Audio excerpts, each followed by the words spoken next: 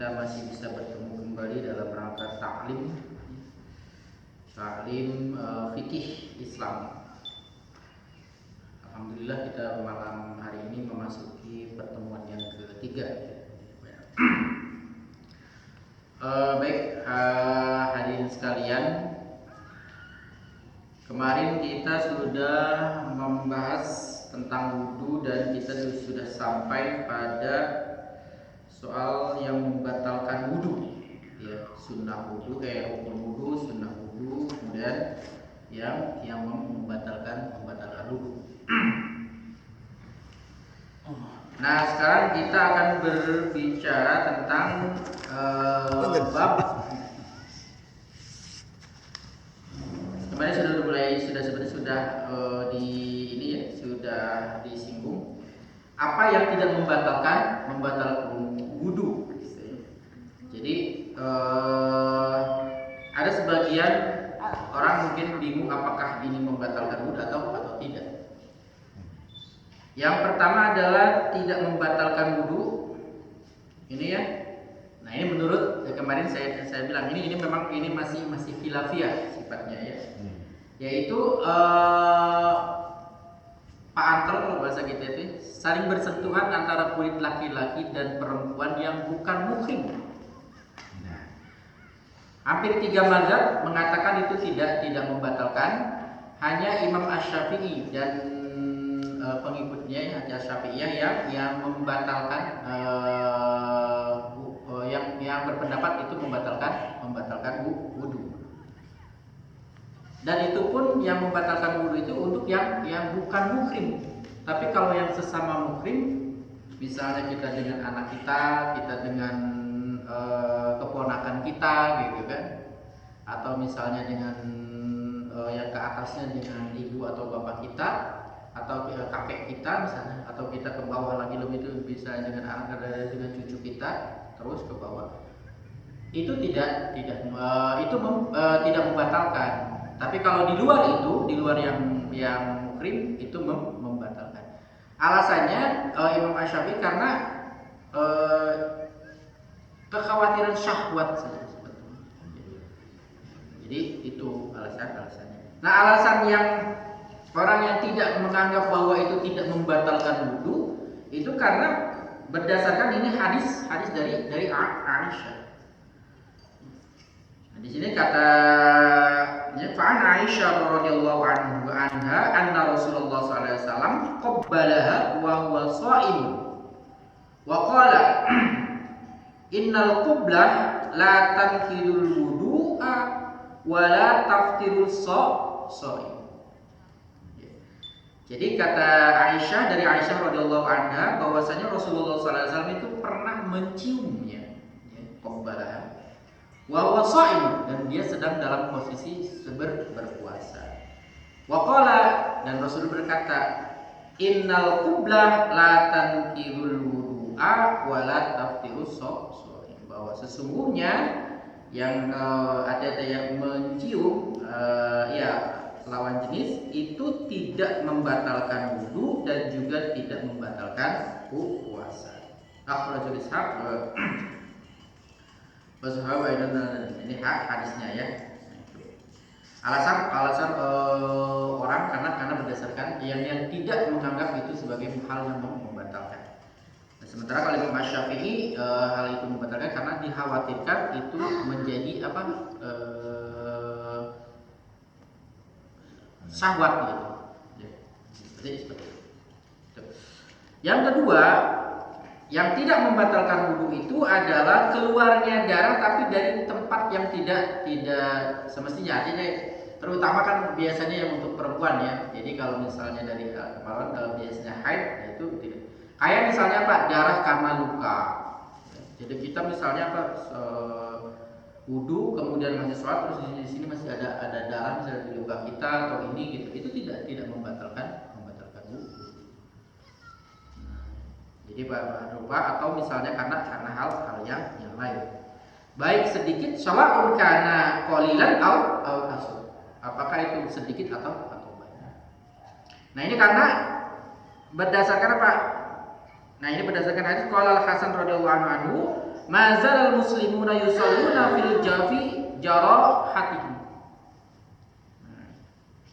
Jadi kata para sahabat, jadi ketika sedang berperang itu ternyata Hasan menyaksikan bahwa orang-orang Islam itu mereka itu bersolat, ya, solat itu dengan banyak darah dari luka mereka.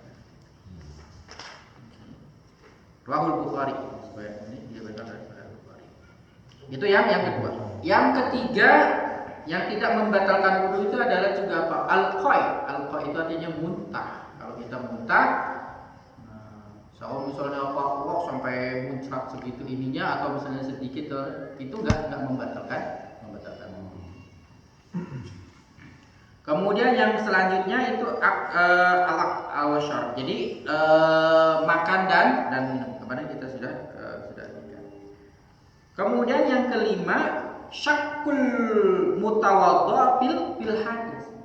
Jadi misalnya kita sudah berwudu, kemudian udah kita agak lama gitu ya, misalnya udah contoh misalnya kayak gini, kita habis sholat maghrib kemudian menunggu sholat isya ngobrol, nah terus kita saya tadi batal nggak ya wudu teh, nah gitu kan. Nah, kalau kita misalnya mengambil keyakinan ya, misalnya dari keraguan itu, nah itu kan jadi yakin bahwa saya memang belum batal, nah itu boleh. Tapi kalau kita ingat lagi, oh iya ya saya tadi kentut atau misalnya apa gitu ya, nah ya udah kalau itu kita yakin bahwa kita batal itu ini. Tapi kalau kita misalnya ragu kemudian kita yakin bahwa saya juga belum kentut atau belum melakukan perbuatan yang membuat batal, itu boleh. Itu enggak membatalkan.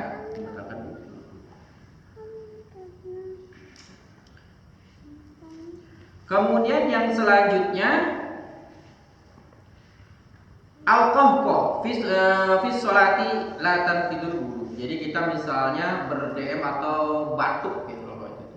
Kita batuk sedang dalam posisi sholat, nah itu tidak membatalkan wudu. Jadi juga sholat itu juga tidak batal kan.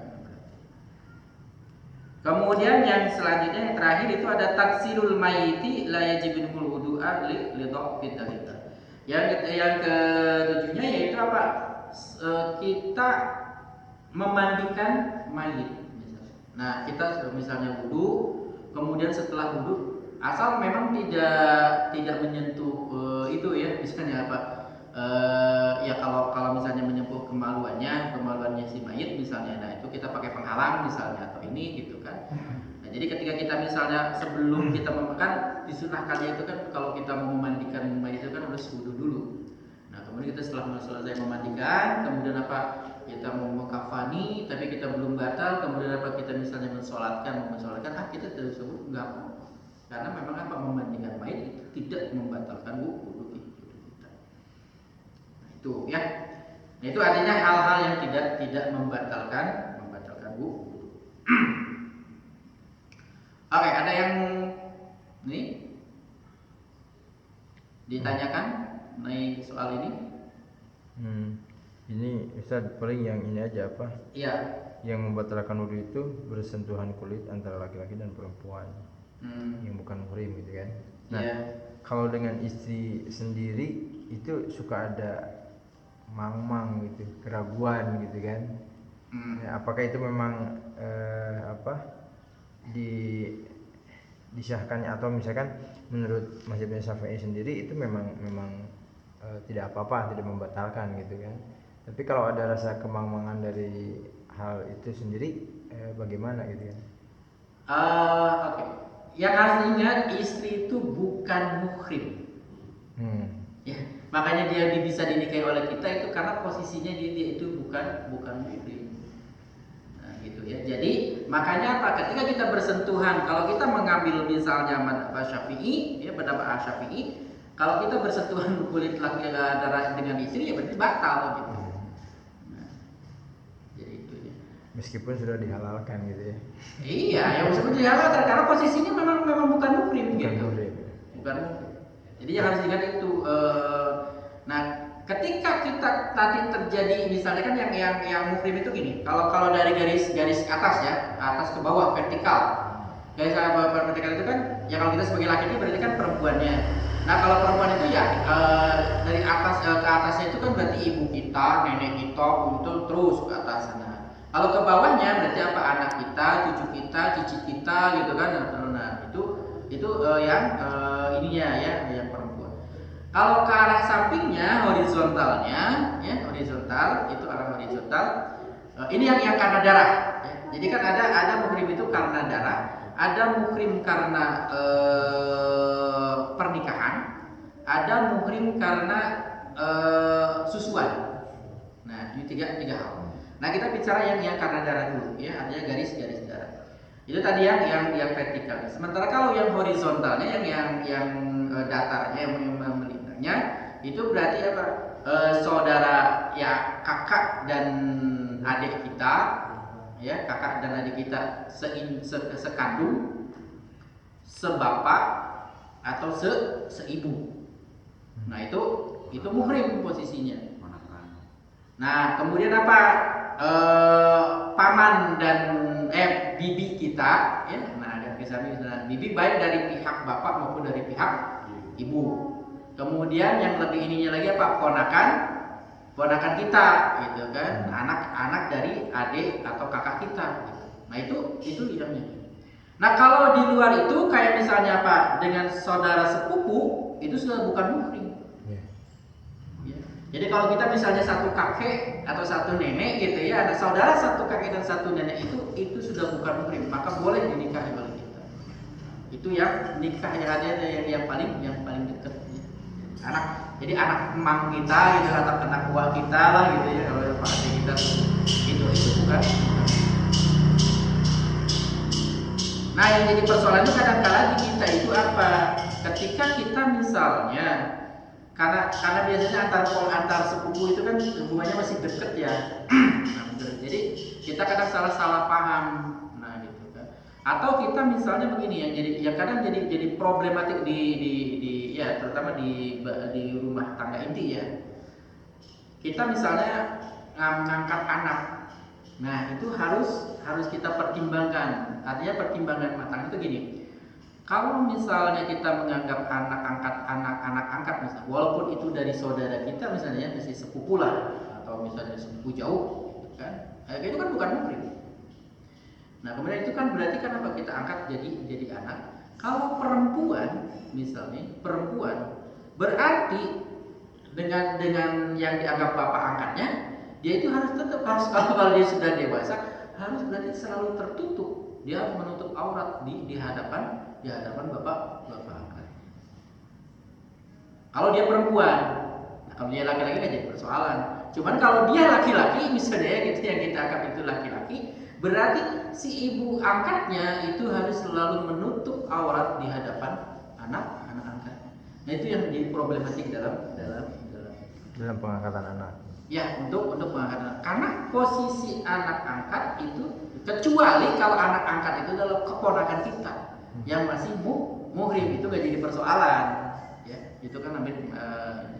Nah kalau yang di luar itu yang bukan muhrim itu yang kadang jadi persoalan.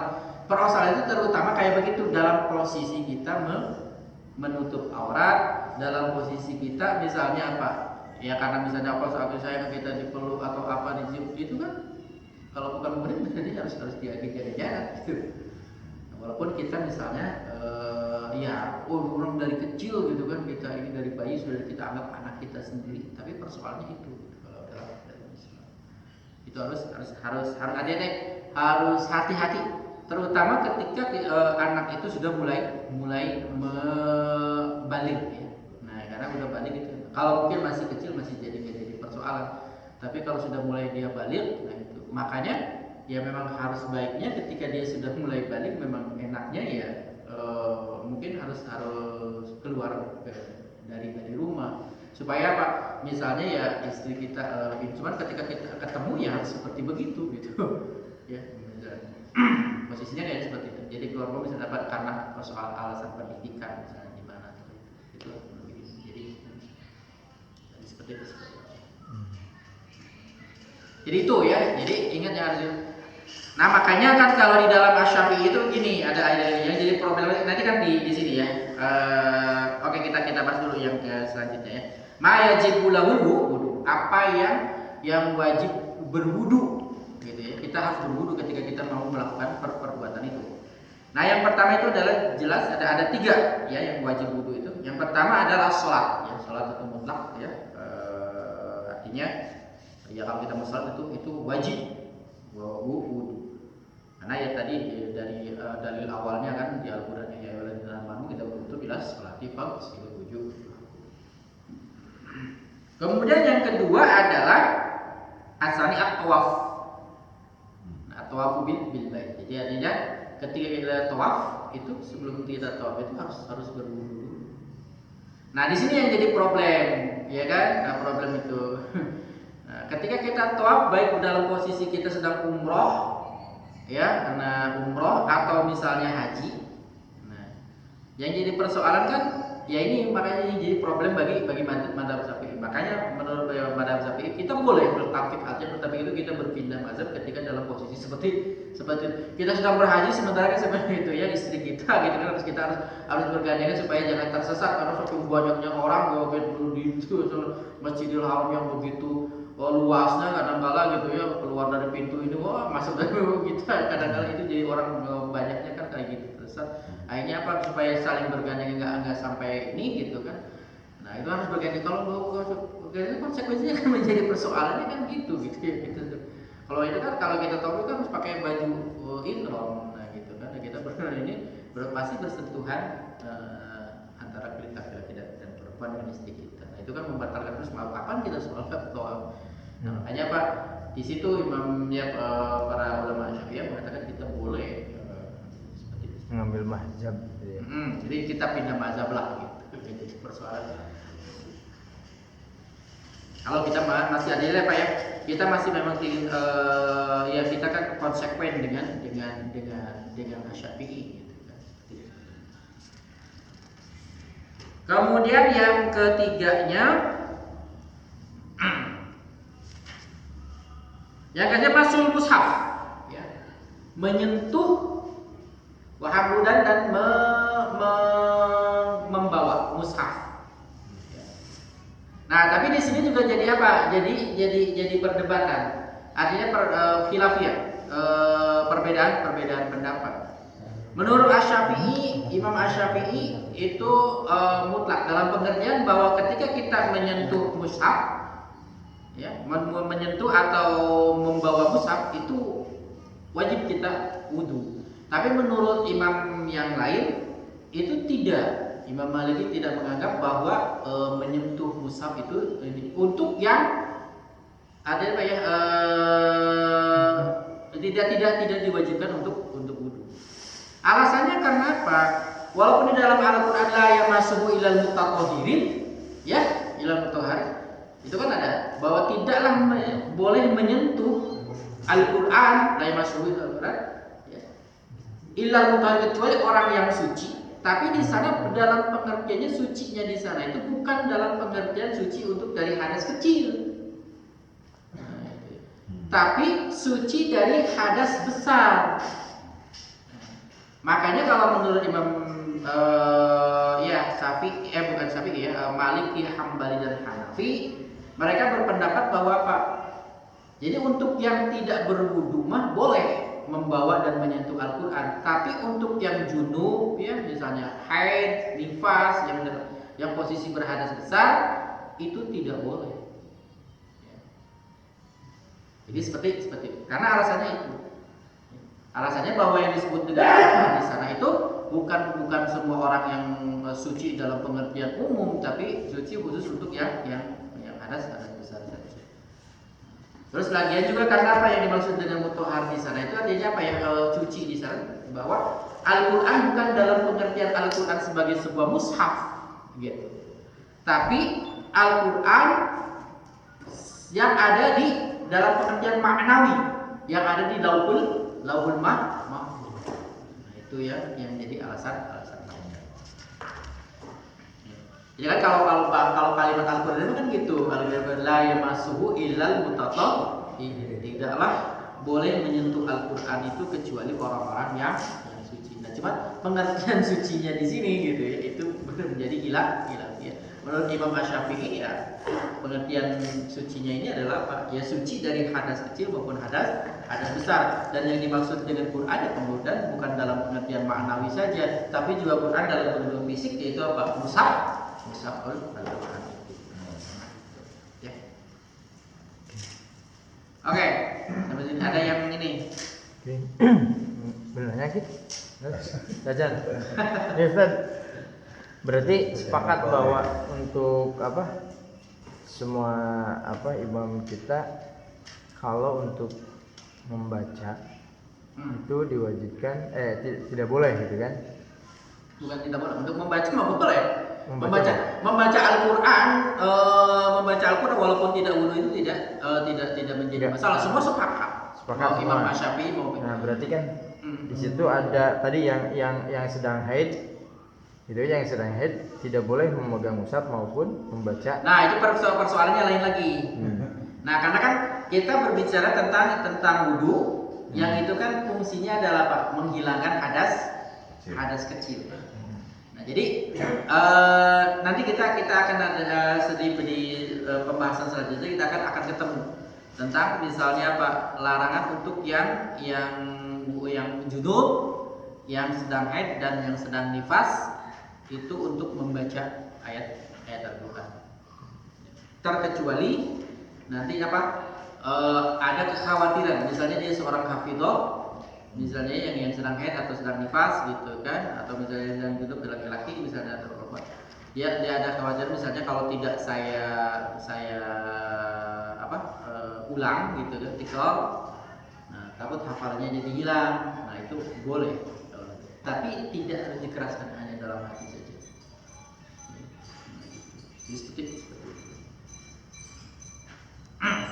Oke, ada lagi.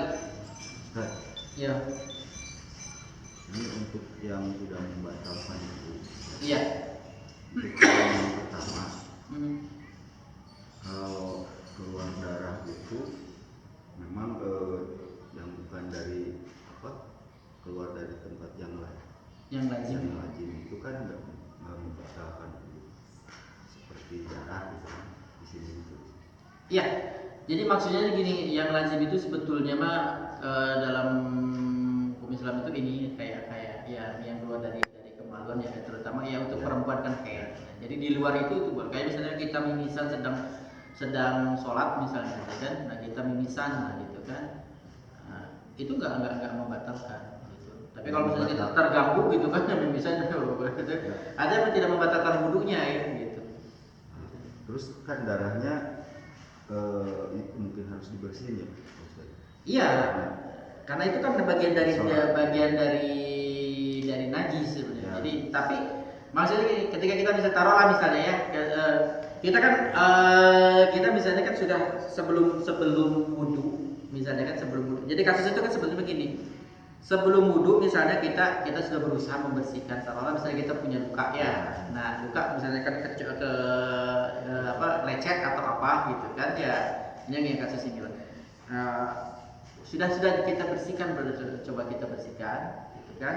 Nah, itu tapi kemudian kita wudu kan, wudu selesai. Ketika pas sebelum kita selesai kayaknya nih darah udah berhenti gitu kan. Nah, misalkan tapi pas di tengah sholat misalnya ya, kok ada darah lagi gitu kan, ya perlu lanjutkan saja. Nah, itu tidak membatalkan wudunya gitu. Kalaupun kita misalnya setelah sholat kita buka kentut kita ini terus kita bersihkan lagi, sudah gitu. Ada kita masih tetap punya wudu gitu. Sholatnya kita sah dan wudu kita juga tidak batal gitu. Nah, gitu. Jadi seperti begitu. Terkecuali kalau yang keluar itu darah haid, kalau darah haid mah ya jelas. Itu maksudnya aja gitu. Itu kalau kita tapi kalau misalnya kita bergamah untuk kehati-hatian, misalnya untuk lebih ini gitu ya, ya sudah. Kalau misalnya ini terlalu berlebihan misalnya ya, berdorong sampai munculnya kayak apa gitu kan, sampai ya sudah mending juga dibersihin ini dulu ya sampai misalnya kira-kira rada mulai inilah gitu kan. Nah gitu kan, nah, baru. Cuman kan untuk berhenti itu misalnya lama, sementara waktu sholat kita harus ini gitu kan, kita harus sholat. Nah, boleh. Nah, karena pada dasarnya itu tidak membatalkan wudu. Jadi ibaratnya gini, sekarang kita kena luka. Contoh misalnya gini ya kan, yang jadi ini kan, yang jadi problem lah misalnya kan. Kalau kita waktunya masih panjang ya jadi soal ya misalnya, atau misalnya untuk ini. Nah ini contoh misalnya kan dalam posisi darurat misalnya. Kita belum sholat, udah asar misalnya sekarang jam 3:30. Kita belum sholat karena misalnya udah ada sibuk atau pemalas atau macam-macam lah ya gitu kan. Jam 4:04, jam 3 misalnya 20 menit, ada waktu 10 menit gitu ya. Kita buru-buru, pengen buru, ternyata kakuan gitu kan, misalnya paku atau naon. Tapi urang teh gitunya, ayo udah gitu. Sementara waktu sholat sudah harus ini gitu. Nah, model kayak gitu. Nah, jadi kita tunggu aja, atau misalnya kita usahain lah misalnya apa ya, kita palu dulu kain misalnya gitu kan. Nah, terus kita buru pas di sholat ternyata darahnya itu muncul dina ya itu masih kena gitu kan. Sholat aja gitu. Itu enggak jadi sholat. Artinya enggak membatalkan wudu kita dari sholat kita. Nah, setelah selesai sholat, nah ini gitu kan ya. Nah, baru kita. Nah, kita artinya apa ya? Ini kan kalau kita berbicara ilmu kan enak kan. Jadi ketika kita misalnya Pak, kita bisa punya banyak alternatif pilihan. Gitu. Kita bisa banyak karena ini gitu kan. Nah, karena ketahuan kita gitu. Kan alasan bahwa kita tahu gitu. Oh ternyata ini mah toh sementara kalaupun ini juga tidak membatalkan. Tapi kalau misalkan saya mau toh waktunya masih panjang, saya usahakan dulu. Misalnya Pak ya, kita benar-benar ketika kita mau sholat gitu kan, benar-benar lah terapi gitu ya, ini gitu kan, tidak ada yang inilah. Tapi kalaupun misalnya ya itu tidak dalam posisi rusuh, dalam posisi terjepit, dalam posisi apa-apa, nah itu kan bisa. Jadi seperti begitu. Ustaz, Ya. konfirmasi untuk terkait yang muntah. Kemarin sempat disampaikan oleh Ustaz bahwa waktu kemarin. Ya, itu menurut Imam Asy-Syafi'i. Saya bilang kemudian kalau imam yang lain enggak. Jadi muntah itu kan, muntahnya itu sendiri najis, sama seperti darah tadi gitu. Yeah. Tapi kalaupun kita muntah misalnya ya kan, kita enak gitu kan, kemudian apa kita lari ke toilet, muntah di situ gitu ya, wah gitu kan gitu. Kalau muntahnya najis. Nah, kalau kita kena ke bagian badan kita, ya berarti kita harus wudu. Tapi kalau misalnya kita nggak sampai ini gitu kan, ya itu nggak membatalkan wudu gitu, muntahnya itu. Kalau misalnya muntahnya sampai ke ini gitu ya, nah berarti kan badan kita kena najis. Nah gitu kan. Nah itu berarti apa ya? Kita harus bersihin dulu najis kita dan kita wudu lagi. Jadi menurut Imam Syafi'i, kalau Imam Syafi'i mutlak, dia pokoknya apa? Muntah mau mengotori badan kita atau tidak, itu apa? Batal wudu kita. Tapi kalau menurut imam yang lain, nah. Jadi kalau di sini ini menurut pendapat dari Nah, kalau ini selain Imam Asy-Syafi'i. Nah gitu ya. Jadi karena berdasarkan ya, saya sangat dari rujukan dari Fiqh Sunnah. Nah, itu seperti ini. Nah, Fiqh Sunnah ini Sayyid Sabiq, dia itu kan mantan rektor Universitas sekitar tahun 50-an ya, 60-an.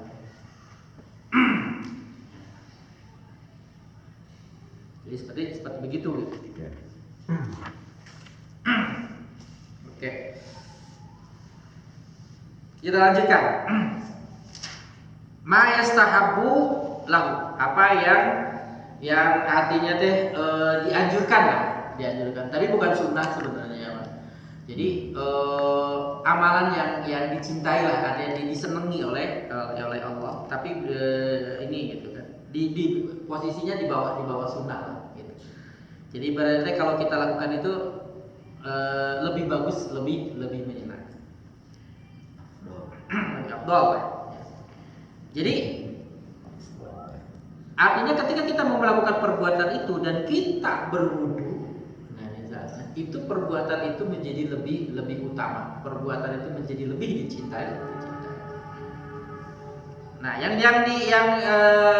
hal-hal yang dicintai untuk kita lakukan berwudu dulu. Yang pertama adalah inda dzikrillah azza wa jalla. Jadi ketika kita berzikir atau berdoa ya kepada kepada Allah itu dianjurkan ada apa ya, sangat disukai untuk apa, untuk kita berwudu dulu. Yang pertama. Kenapa ahli hadis Al-Muhajir bin Qatadah radhiyallahu anhu qala wa huwa yatawaddaa falamma barada alaihi hatta yatawaddaa faradda alaihi wa qala innahu lam ya'nani anna arada alaika illa atakarata anna adzkarallaha illa ala toha. Jadi ini dalilnya. Jadi dari berdasarkan hadis dari Muhajir bin Qatadah radhiyallahu anhu bahwasanya Rasulullah SAW itu selalu berwudu ketika dia hendak berzikir. Kemudian yang keduanya indan naum. Jadi indan naum itu ketika kita sebelum tidur. Sebelum tidur itu dianjurkan untuk berwudu.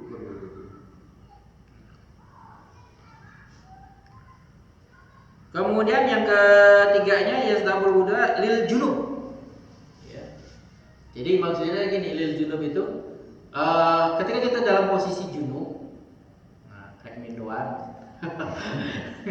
itu apa disunahkan untuk apa? Jadi yang pertama itu kan untuk berwudu dulu, gitu kan, karena ada hadisnya. Idza arada ayyakula wa yasma. Karena mah berjima yang kedua kali. Atau banyak organe gitu kan, saya junub.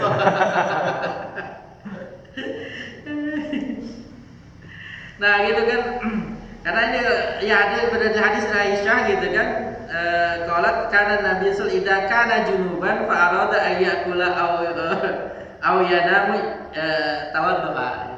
Bahasanya kan jadi karena berdasarkan hadis dari Aisyah, dia berkata idza kana junuban, apabila Nabi itu dalam posisi junub ya gitu kan, fa idza arada ayyakula, apabila dia mau makan lagi. Makan, jadi bahasanya makan, bahasa simbolnya. Ayyakula aw yanamu ya tawaddu, atau apa, atau tidur dia berwudu. Kemudian yang selanjutnya yang nomor 4 itu yandabu qoblal ghusli sawan kana wajiban au mustahiban.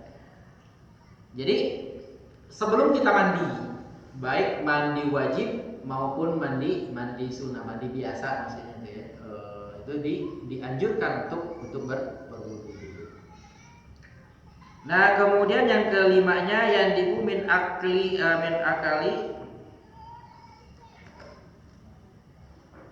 apa ini? Tazdidul wudu li kulli sholatin.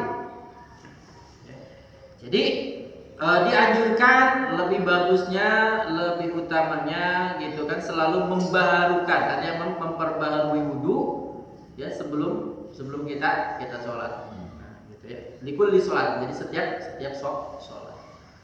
Jadi kalau misalnya kalaupun kita misalnya ini gitu kan, tapi ini ya lebih bagusnya di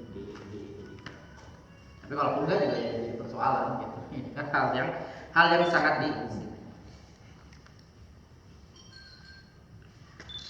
Oke. Jelas ya saya kira untuk yang hal-hal yang ini.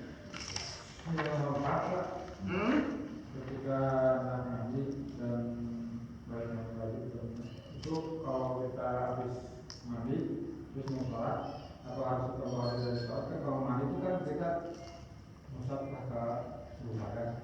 Oh iya. Kan kalau mau sholat apa wudu lagi? Harus wudu lagi, karena perbuatan wudu dengan perbuatan mandi itu berbeda ya. Mandi tersendiri, wudu juga tersendiri. Nah, jadi tidak bisa misalnya kita sudah mandi terus sudah kita ini gitu. Karena kenapa? Kalau kita wudu itu kan ada ininya ya. Satu kan harus ada niat ya, terutama ya yang rukunnya itu. Terus ada apa? Ada tartib. Ya kayak gini kan ketika anak mandi kan kita wudu.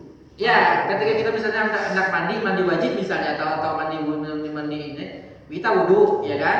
Nah kemudian setelah selesai mandi, ya kalau kita mau sholat harus wudhu lagi gitu.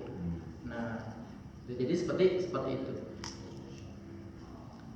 Kecuali kalau kita memang tidak batal, bisa aja sih kalau untuk mandi yang sifatnya bukan wajib, ya. Nah misalnya mandi sunnah kayak kita mau melaksanakan ya mandi biasa atau mau sholat Jumat. Sebelum sholat Jumat kita wudhu, ya. Kemudian kita mandi. Asal tidak kita melakukan perbuatan yang membatalkan wudhu, ya. Misalnya apa yang membatalkan wudhu terutama ya, ini kan yang berkaitan dengan diri kita tidak kentut, kita tidak pipis, kita tidak BAB gitu ya. Terus apa tidak memegang kemaluan kita. Nah, itu enggak apa bisa jadi. Karena apa wudhu kita masih sah. Gitu. Kalau mandinya, tapi kalau mandi wajib ini jelas kita sedang dalam posisi punya apa berhadas besar gitu kan. Nah, ini tidak harus wudhu lagi. Karena di sana sifatnya wudhu itu bukan menghilangkan hadasnya sebenarnya, tapi apa untuk keutamaan saja gitu. Nah, jadi seperti itu. Aurat mah enggak ya? Nah? Untuk aurat enggak. Kalau wudhu tidak mensyaratkan kita harus menutup aurat. Jadi kalau kita wudhu misalnya sambil buka aurat juga jadi masalah. Wudhu kita sah gitu. Cuman isin gitu. Nah, cuman artinya apa? Secara adab, bukan adab ya, bukan azab. Adab ya itu. Kalau udah mandi langsung wudhu gitu jadi anduk heula. Bisa aja sih, sah-sah aja gitu. Karena apa? Dalam apa ya? Ibadah wudhu itu tidak mensyaratkan kita untuk menutup aurat. Cuman secara adab gitu ya. Artinya sopan santun kalau bahasa kita mah gitu. Anukna poho gitu. Sopan gitu lah ibaratnya gitu. Yang dijawabkan anukna ku upun istri ya. Ya kadang-kadang itu juga diadukan, kadang-kadang misalnya apa udah anu gitu kan kadang-kadang di bawah udel kita gitu ya, misalnya pusar kita. Padahal kan kalau laki-laki kita kan harus lihat kalau mau menutup aurat. Tapi memang tidak dalam ketentuan fikih tidak ada syarat sah wudhu kita itu harus menutup aurat. Jadi itu hanya persoalan adab saja, dia persoalan sopan santun. Itu isi mau kubal gabel ya. Ada tulisin Allah mah ibaratnya gitu kan. Dan di dalam Islam juga kalau mandi itu sebetulnya mestinya tidak istilahnya bulat, ya. Kan ada sesuatu yang maksudnya. Karena apa? Walaupun kita tidak dilihat oleh orang, oleh makhluk makhluk kasat mata gitu. Bukan kasat mata ya, yang zahir. Dan kan kita bisa jadi dilihat ya, terutama oleh Allah yang pasti akan melihat kita. Makanya sahabat di antara sahabat Nabi itu makanya disebut Ali itu karamallahu wajhah. Ya, Imam Ali itu disebut karamallahu wajhah karena dia itu selama hidupnya tidak pernah melihat kemaluan. Imam Ali bin Abi Thalib makanya disebut karamallahu wajhah. Jadi wajahnya itu dimuliakan ya, kalau dimuliakan oleh ini karena dia tidak pernah melihat itu. Nah, kita mah udah bukan karamallahu wajhah. Karamallahu wajah. Karena Allah wajah jadi bukan karoma gitu. Karoma. Jadi paling di menu itu. Yang boy ningali itu. Oke, yang selanjutnya ini tentang masalah mas'ul hufain ya. Mas'ul hufain itu artinya membasuh dua alas kaki kita. Ya, baik sandal maupun sepatu. Dalam Islam boleh ketika kita berwudu, ya, asal ya ketika kita berwudu, kemudian pas bagian kaki itu, nah, gitu kan. Nah, kita sedang pakai apa? Pakai misalnya sepatu atau sandal gitu ya, itu boleh kita cuma ngusap sandalnya atau sepatunya saja. Tapi ada persyaratan-persyaratannya. Nah, persyaratannya yang pertama adalah bahwa kita boleh memegang mas'ul hufain itu kalau sedang dalam posisi misalnya Pak, ya karena khauf, ya artinya kita sedang dalam posisi di bawah kehatiran yang besar. Kemudian yang kedua, ya dalam misalnya apa kayak perang atau begitu sedang dikejar musuh atau itu dan seperti begitu. Atau misalnya dalam kondisi sangat dingin sekali. Sehingga kita kalau buka sepatu buka atau ini tuh wah jadi inilah gitu kan mata gitu. Dan itu boleh kita wudhu. Terus yang persyaratannya adalah apa? Sepatunya itu harus apa? Alas kaki kita itu harus menutupi anggota yang wajib kita basuh. Itu yang pertama. Kemudian yang kedua, kaki kita sebelum masuk ke sepatu itu harus dalam posisi bersih dan suci, jadi gak ada najis. Gitu. Seperti itu. Itu boleh. Ya kalau kita sekarang misalnya perang gitu kan ya, kudu pakai rek sholat, cuma sholat agak kudu sholat khauf kan perangnya. Sholat nanti kita ada ininya, tata caranya gitu kan. Nah, sholatnya sholat khauf, kemudian apa? Kan berat ya kalau kita harus buka sepatu atau buka ini. Nah, itu boleh kita cukup misalnya wudhu bagian sepatu. Terus yang ketiganya itu sepatunya juga harus dalam posisi suci. Suci itu tidak harus bersih. Tapi paling tidak bahwa sepatu kita itu tidak nginjak najis gitu ya, tidak terkena. Ya kalau kita dalam posisi mungkin masih kecuali kalau kita misalnya apa dalam posisi tadi ya bisa jadi kita sedang darurat misalnya apa kita kena luka, nah terus misalnya harus bukan hanya sepatu ya misalnya kita diperban habis sampai ini gitu ya mulut kan terus apa tidak boleh kena air, nah itu boleh pakai musaf saja itu termasuk dengan masul bukai ya, jadi seperti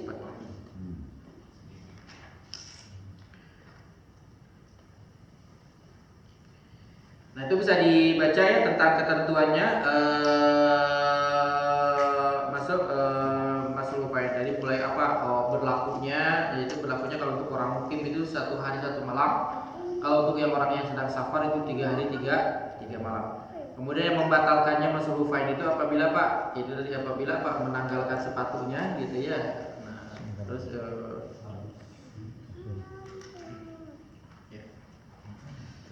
Oke, udah sampai. Jadi bab wudu sudah rampung kita bahas. Ada yang mau ditanyakan dulu sebelum kita masuk ke bab yang selanjutnya? Masih persoalan bersuci nih belum selesai. Di wudu sudah, kemarin istijmar kita kenal ini, akan lumayan alhamdulillah kita paling enggak. Kemudian wudu. Nah, sekarang kita yang akan masuk ke selanjutnya yaitu tentang al-ghusl atau mandi. Ya.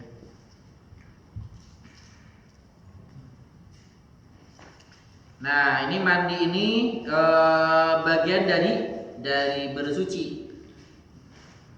Kalau berwudu itu hanya anggota tertentu ya, dan ini nah kalau mandi itu apa? Ya menyiramkan seluruh air ke seluruh badan kita dari ujung rambut sampai ujung kaki itu pekerjaan. Nah, mandi ini menjadi hal yang disyariatkan oleh Islam karena memang alasannya dalilnya itu ini ya. Wa in kuntum junuban fattahharu. Ini Al-Qur'annya ya. Kemudian wa qaulu ta'ala wa yas'alunaka 'anil mahid qul huwa adan fa'tazilun nisa fil mahid wa la taqrabuhunna hatta yatahurna fa idza tatahharna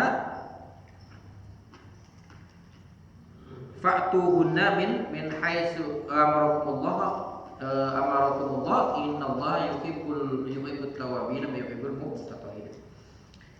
Jadi itu ya.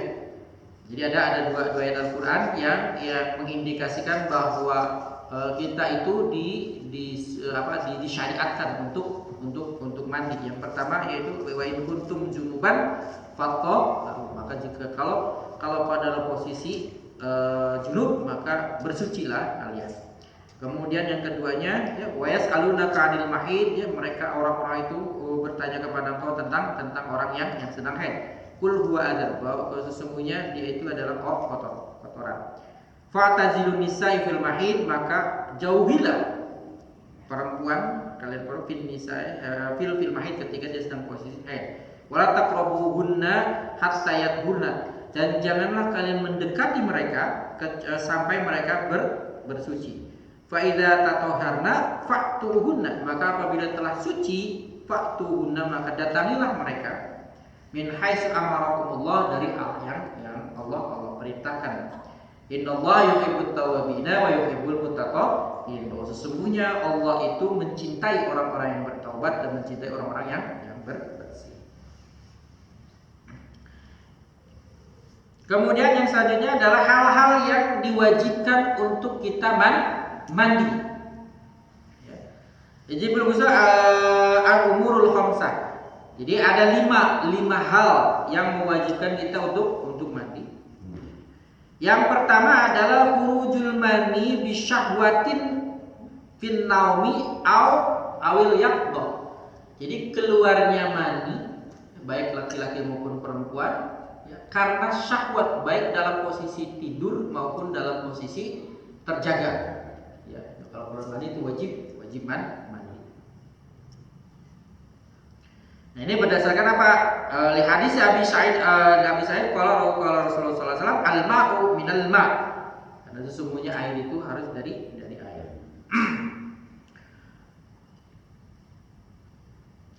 Nah, yang dipersoalkan apa? Idza kharajal maniyyu min ghairi syahwa bal limardin au bawadin fala yajibul ghusla. Apabila keluar maninya tapi tidak dengan syahwat, ya baik karena kedinginan ataupun karena penyakit, itu tidak wajib mandi. Yang tadi kemarin itu namanya apa ya? Mazi ya, mandi. Tuh ya, itu kalau itu bukan termasuk mandi. Kemudian yang tadi berapa? Ke satu ya. Yang kedua itu iltiqaul khitanain. Bertemunya dua alat kelamin. Baik keluar mani atau tidak keluar mani, itu wajib mandi. Kita ada posisi itu. Kemudian asalis inqita'ul haid wan nifas. Jadi selesainya masa haid dan nifasnya, terutama khusus untuk perempuan. Ya. Kemudian yang keempat al-maut. Ya. Ya, ketika kita mati itu wajib mandi, tapi kan bukan kita yang melaksanakan, tapi apa yang hidup untuk punya kewajiban untuk memandikan, kan? Ngabur. Jadi kalau ya kecuali kita mati syahid ya, kalau mati syahid itu tidak boleh tidak boleh dimandikan, bahkan perlu ya apa adanya, jadi langsung dikubur gitu ya. Kemudian al-khamis yang kelima itu al-kafir idza aslam, orang kafir apabila dia masuk Islam itu wajib mandi. Jadi itu lima hal yang mewajibkan kita untuk mandi. Sampai sini ada yang ditanyakan? Posisi mandi besar ya? Ya, mandi di sini dalam pengertian yang tadi kan, kalau yang hal yang mewajibkan berarti kan itu sifatnya bukan ya mandi yang wajib gitu. Iya, mandi besar, wajib mandi aja. Ya, apabila dia sudah syahadat, sudah melakukan syahadat, kemudian ini, nah setelah itu dia mandi.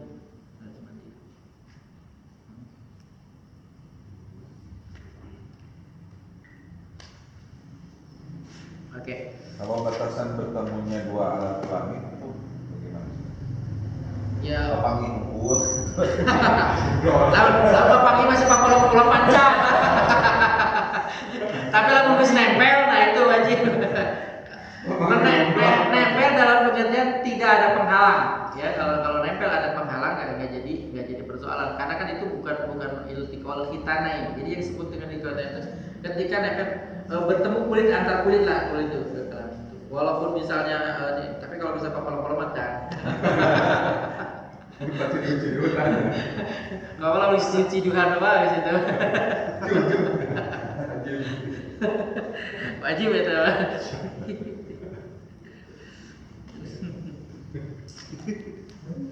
Telat. Ya beginilah, sehingga kalau bicara fikih itu kalau di dalam Islam itu agak tapi ya itulah karena memang ya kaitannya dengan banyak hal yang ini. Dan ini juga sebetulnya kalau dalam Islam itu ya bagian dari pendidikan seksual.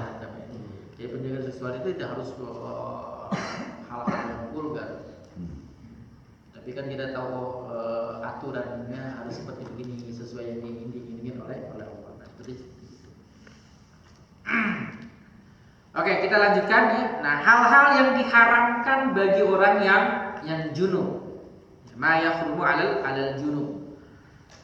Yang pertama adalah as-shalat, ya, salat. Nah, salat itu terlarang bagi orang yang junub. Orang junub itu orang yang wajib mandi. Kemudian yang kedua tawaf. Ya. Kemudian yang ketiga masul mushaf wa hamluhu, dan ini sudah kesepakatan semua ulama. Ya. Jadi bagi orang yang junub menyentuh mushaf Al-Qur'an dan membawanya itu haram hukumnya. Kemudian yang keempat qiraatul Qur'an. Nah, ini yang dia tadi dibahas. Jadi membaca Al-Qur'an kecuali untuk apa tadi ya, yang kecuali kita bisa ada surat yang sudah hafal, takut hafalannya jadi hilang. Nah, itu boleh kita, tapi tadi dengan hanya tidak harus diucapkan, tapi hanya dalam hati saja. Kemudian yang kelima al-maksu fil masjid. Jadi diam di masjid. Nah, itu. Tapi di sini untuk orang yang haid ada sebagian ulama yang berpendapat ya, selama dia tidak masuk ke area masjid, misalnya masih di ini. Kalau Imam Syafi'i jelas boleh, duduk bisa di emperan masjid gitu ya, di ini. Nah itu. Tapi kalau ulama yang lain boleh, karena orang yang haid itu bukan persoalan itunya sebenarnya. Jadi alasan utama dia dilarang masuk ke masjid, tinggal diem di masjid itu karena takutnya mengotori masjid. Itu salah satu alasannya. Makanya ada sebagian ulama bagi orang yang haid selama dia tujuannya itu untuk bukan untuk senang-senang, ya misalnya sekedar ulin atau naon gitunya. Nah, tapi misalnya untuk tujuan taklim, nah misalnya ini itu ada ulama, sebagian ulama mengatakan boleh bagi orang yang haid untuk duduk di sekitar masjid. Duduk lama misalnya dia tinggal di masjid, jadi misalnya di sekitar emperan masjid gitu kan boleh. Untuk kalau misalnya Pak dia lagi misalnya ibu majlis taklim pengen betul lagi ada pengajian atau ada tinggal di itu. Jadi itu 5 hal yang dilarang atau diharamkan bagi orang yang junub. Ada yang ditanyakan? Nah, tentang dalilnya ini yang masuk mushaf ya, artinya yang ini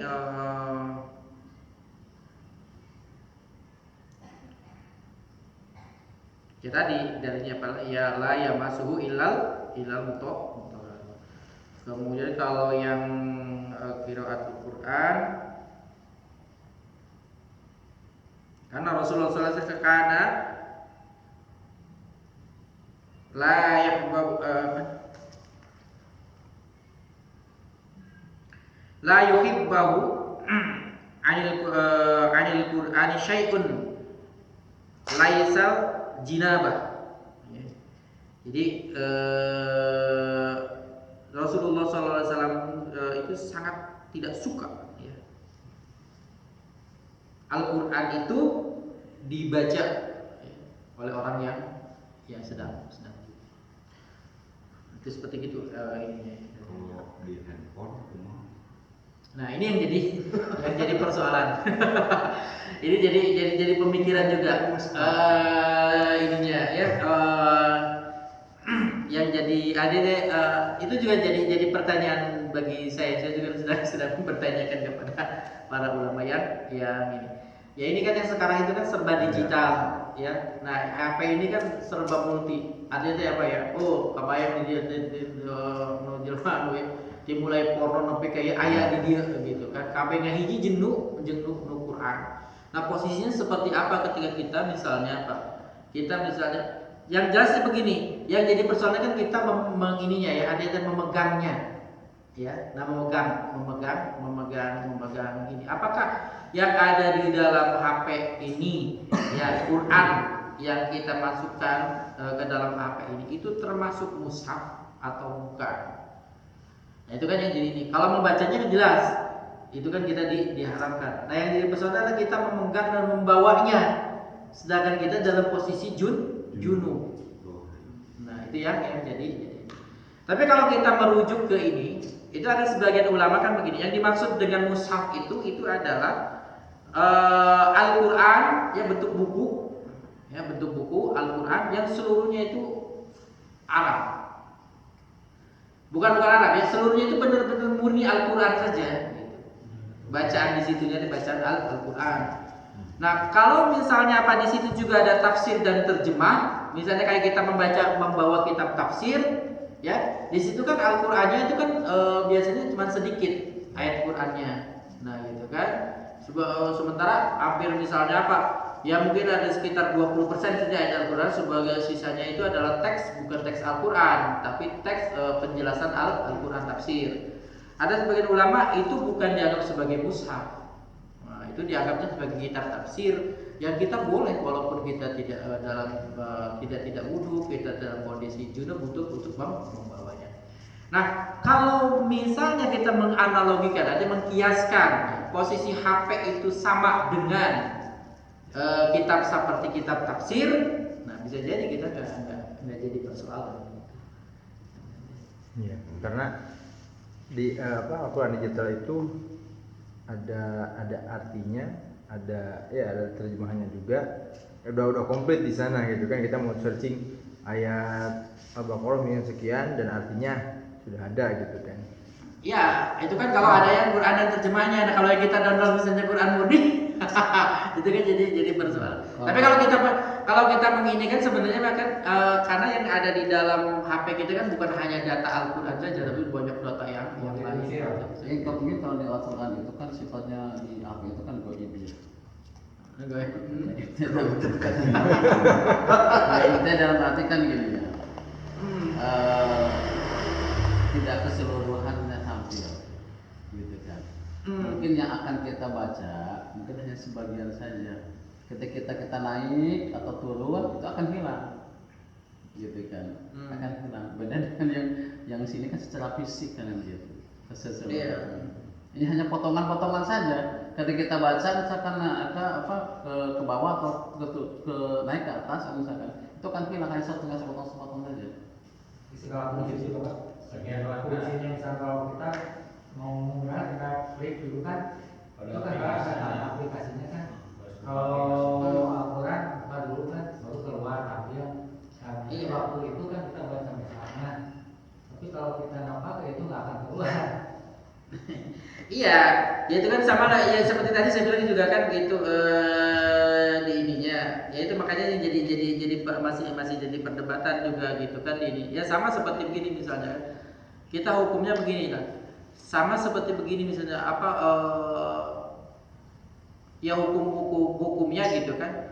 Ya kayak gini lah. Ya itu ya balik lagi ke tadi ya, kalau dikiaskan kan seperti begitu, Pak. Kalau dikiaskan kan tadi kiaskan ulama juga berpendapat bahwa kalaupun kita misalnya ya kita membawa kitab tafsir, di sana juga kan ada ayat Al-Qur'an, tapi ternyata ayat Qur'annya itu lebih sedikit daripada lebih banyak penjelasan tentang ayat Al-Qur'annya.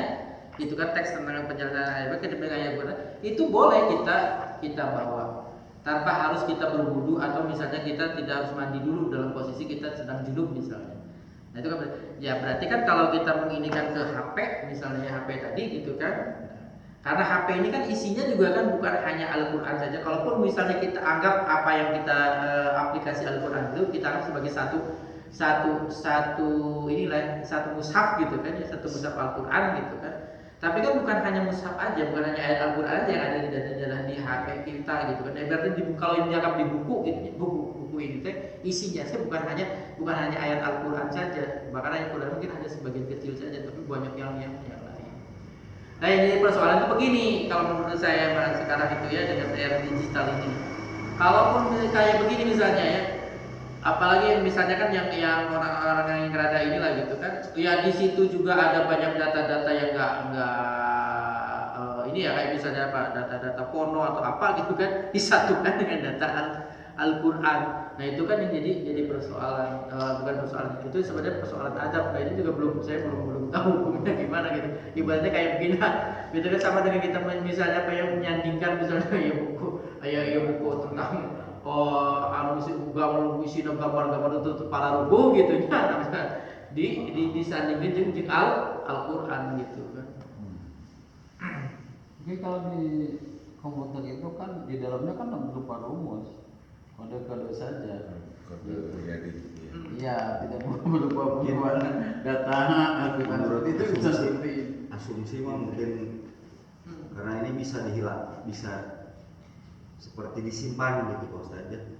Maksudnya selagi dibaca kita pegang. Nah, setelah dibaca kan udah nggak ada lagi, sama dengan disimpan. Nah, asumsi saya gitu. Saya nggak tahu juga ya, makanya saya kalau di HP itu seperti. Iya, kata-kata itu kan kalau secara hukum ininya Mbak ya, secara hukum itunya Mbak gitu kan, secara hukum ininya Mbak. Kalau persoalan kita membawa atau menyentuh mushaf Al-Qur'annya itu sudah tidak jadi persoalan sebenarnya. Cuma kalau yang untuk membaca kan udah jelas juga membaca. Kalau membaca Al-Qur'an mau dari HP mau dari ini juga itu tidak boleh gitu. Kecuali ada alasan misalnya Pak, kita yang sifatnya hafalan. Nah, kalau yang sifatnya hafalan, nah kita dibolehkan, tapi itu pun juga tidak harus diucapkan gitu. Tapi hanya dalam hati. Sudah jelas yang jadi yang ini. Nah, cuman yang saya begitu yang jadi persoalan adab itu gitu kan. Ya, nah hukumnya seperti apa? Secara moral mah itu kan nggak beradab gitu kan. Nah itu. Masalahnya kan itu kan sama aja sebenarnya mah kayak apa ya? Ya yang disebut digital itu kan ya sama kayak pikiran kita sebenarnya. Jadi kalau secara apa ya yang disebut dengan, kan kalau pengertian gaib itu bukan hanya persoalan kita apa yang tidak bisa dilihat gitu. Kalau secara lebih dalam lagi, memang yang disebut alam gaib itu bukan hanya alam yang tidak bisa dilihat, tapi memang alam yang memang berbeda secara bentuk dengan kita. Jadi ibaratnya gini, kalau secara fisikanya gini, jadi Allah itu kan gini, apa ya? Allah itu kan selalu kun fayakun, sama kayak misalnya di listrik itu kan kita bisa apa? Komputer bisa hidup, bisa menampilkan sampai segitu ininya, sampainya kayak hidup gitu kan? Itu kan dari modal hanya 01 kemudian diolah oleh ahli pikir yang berkecimpung di situ gitu kan, jadi program komputer sehingga bisa memunculkan ada yang disebut teks, ada yang disebut gambar, ada yang disebut ini gitu. Nah, itu kecanggihan. Tapi itu bukan gaib sebenarnya, karena batas gaib itu bukan itu gitu.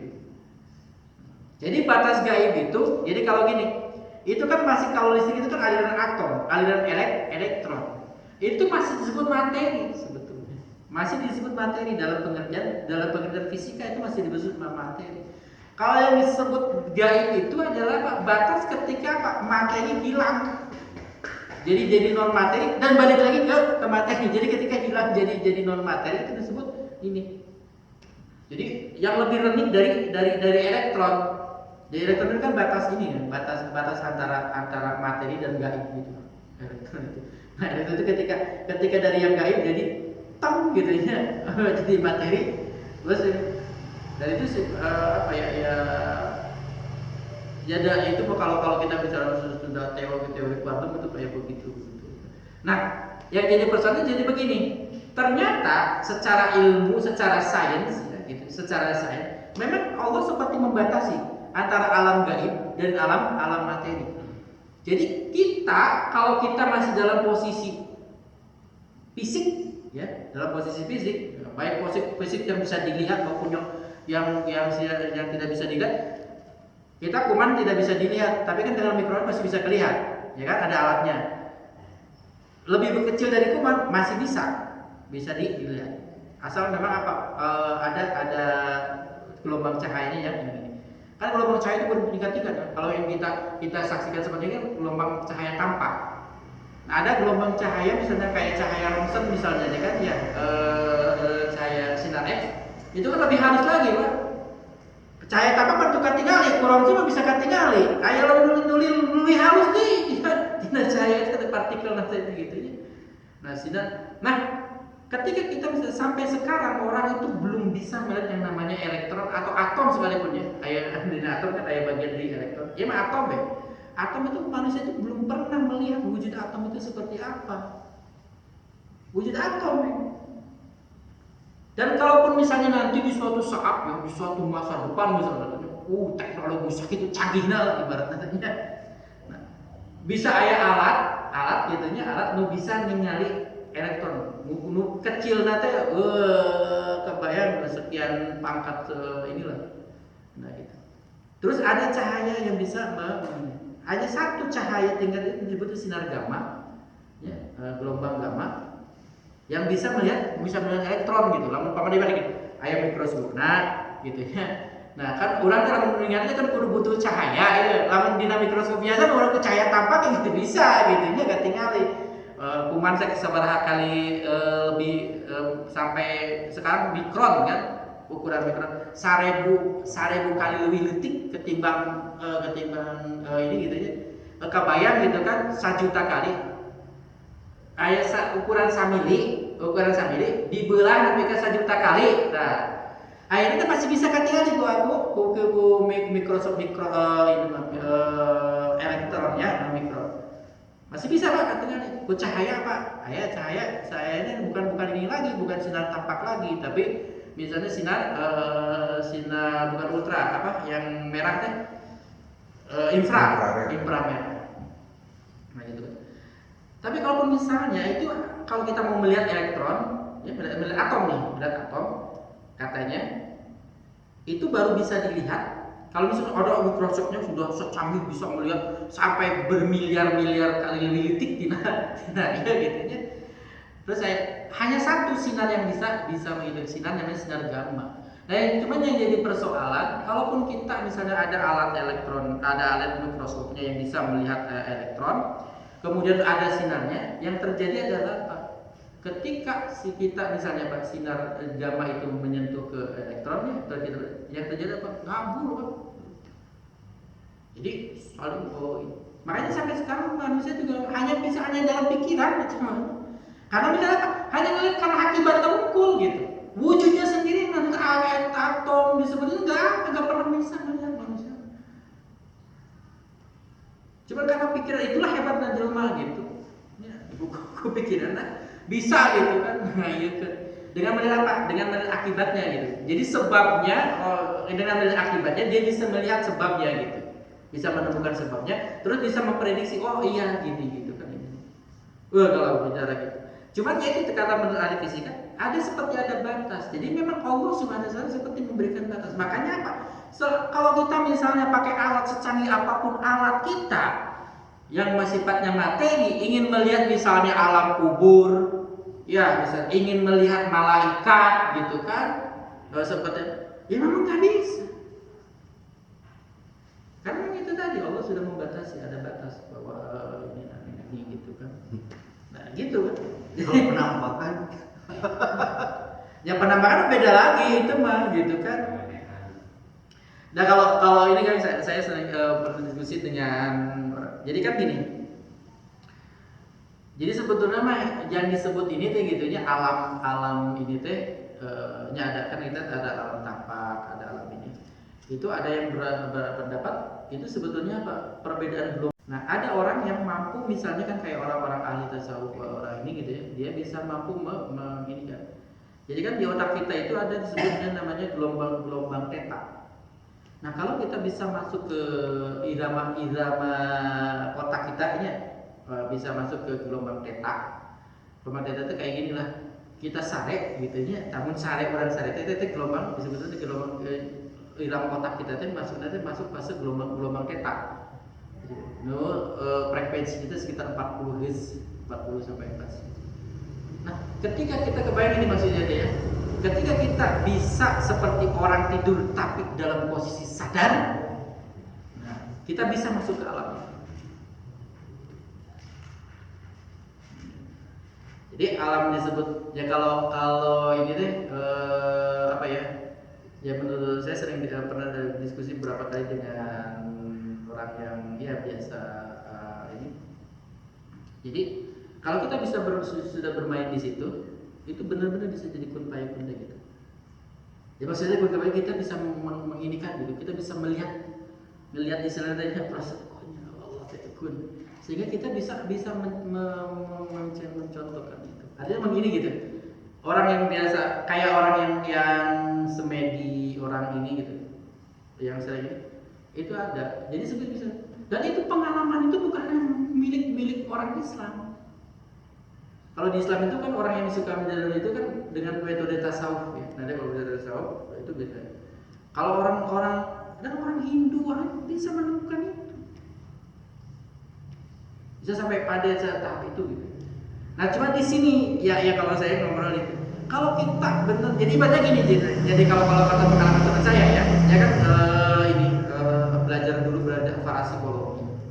Nah parapsikologi itu salah satunya itu gitu, dia mempelajari tentang itu. Cuman dia tujuannya bukan untuk untuk pengobatan.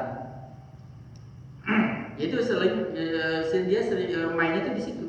Jadi kalau sudah main di situ, maka kita bisa mengobati orang kayak mengoperasi orang gitu kan. Jadi pikiran kita tuh bisa jadi kayak bisa jadi realita benar gitu. Kebayang operasi orang lewat pikiran. Jadi kebayangkan gitu. Jadi apa yang kita bayangkan itu bisa ngewujud gitu. Namun kalau kita sudah bisa bermain di situ. Di gelombang theta gitu. Dia di 40. Dan itu ada di fisika sekarang kalau dipelajari. Dilatih. Nah, cuman yang jadi persoalan ketika kita masuk ke situ, kita menemukan dua sifat Allah yang utama. Jadi seperti ini kan dalam itu Pak, yang namanya zat Allah itu tidak pernah bisa. Dia akan selalu menjadi tabir bagi kita, rahasia bagi kita. Yang bisa kita kenal itu hanya apa? Jadi ketika kita mengenal Allah, kita menyatakan yakin dengan Allah, itu karena apa? Kita mengenal sifat-sifat Allah. Dan sifatnya Allah itu kan ada dua, ada disebut sifat apa ya? Sifat jalal, menunjukkan keagungan Allah, dan sifat kamal disebut dengan jamal ya, yang menunjukkan keindahan Allah.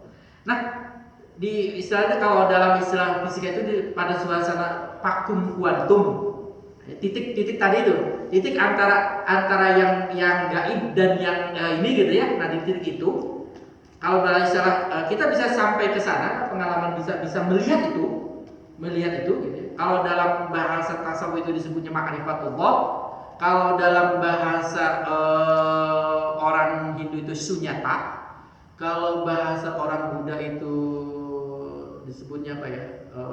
Ya pokoknya dengan istilah macam-macam. Kalau di bahasa orang Konghucu Tao macam-macam. Pokoknya tapi semua pengalaman itu di situ bertemunya di sini gitu. Di vakum kuantum kalau dalam bahasa fisika. Vakum kuantum. Nah, di situ kita akan ini gitu. Ya menemukan tadi, Pak. Ya menemukan kalau kita bisa meniru kun fayakunnya Allah gitu. Dan kita bisa. Tapi sebenarnya kalau kita bagi orang yang beriman yang dasarnya tasawuf itu bukan Allah. Dan oleh orang yang di luar kita itu dianggap sebagai Allah. Kita saya menemukan Allah. Tapi kalau bagi orang Islam bukan Allah, tapi saya menemukan sifat sejati Allah. Dan orang-orang biasanya yang sudah sampai pada tahap itu biasanya kembali dia itu jadi orang-orang yang bijak biasanya orang-orang. Makanya kan jadi Konghucu jadi ini Buddha, jadi bisa menyebabkan Buddha pencerahan sepertinya. Nah, cuman kata teman saya, jadi disitulah sebenarnya. Gitu. Ibaratnya gini katanya, kenapa saya harus berislam? Nah gitu ya. Jadi ibaratnya gini, kata Allah teh, yo, kamu kan aku beri modal dulu ya, ruh kita kan. Nah ketika sedang dalam pertemuan dulu kan dibayar oleh Allah. Nah kemudian kita balik ke alam tubuh kita, ya dibayar oleh Allah kan, alas tu birabbikum bala syahidna, gitu kan kata ruh kita itu. Bukankah aku Tuhanmu dalam Al-Quran? Surat apa ya lupa? Alas tu birabbikum, bukankah aku ini Tuhanmu? Jadi ruh kita itu dibayar kan? Ya ketika zaman ruh itu gitu kan. Dan kita punya bala syahidna kan bersaksi. Ya sudah, jadi kita masuk dalam alam ini. Gitu. Jadi fungsi kita sebenarnya hidup di sini itu menjaga itu gitu kan. Nah makanya Pak saya pernah bilang kan bahwa yang namanya kecenderungan bertuhan itu semua milik semua manusia, mau manusia kafir mau manusia. Makanya ketika Allah mengatakan man khalaqas samawati wal ard wala in sa'altahum, jadi kata Allah wala in sa'altahum man khalaqas samawati wal ard, jika engkau tanya kepada mereka itu orang-orang kafir itu siapa yang telah menciptakan langit dan bumi, la yaquluna Allah, mereka akan berkata Allah. Makanya saya pernah katakan dalam Islam itu problemnya bukan kita ingin membuktikan keberadaan Allah, bukan. Allah nggak harus dibuktikan keberadaannya. Yang pertama. Kemudian yang kedua, di dalam Islam itu tidak ada istilah konsep orang yang tidak bertuhan, tidak ada. Karena semua orang manusia pasti punya kecenderungan untuk bertuhan. Punya naluri, insting dasar ingin beragama, ingin bertuhan. Yang jadi persoalan dalam Islam itu hanya apa? Orang musyrik, orang yang mentuhankan lain sebagai selain Allah, menjadikan yang lain selain Allah. Sedangkan keinginan Allah itu adalah apa? Kita inginnya itu Allah itu apa? La ilaha illallah gitu. Jadi ketika kita menyembah Allah, kita berkata kepada Allah, pinginnya Allah hanya satu, mung diduakeun mung di lain-lain gitu. Nah, di sini ketika kita sampai pada tahap bisa menemukan pengalaman rohani ya, bisa sampai pada tahap pakem kuantum, bisa menyaksikan pakem kuantum ini gitu ya, posisi pakem kuantum. Nah, banyak orang yang di luar kita itu salah tangkap. Mereka menganggap itu sebagai apa? Sebagai Tuhan. Padahal itu bukan Tuhan, itu adalah sifat Tuhannya. Nah, di sini.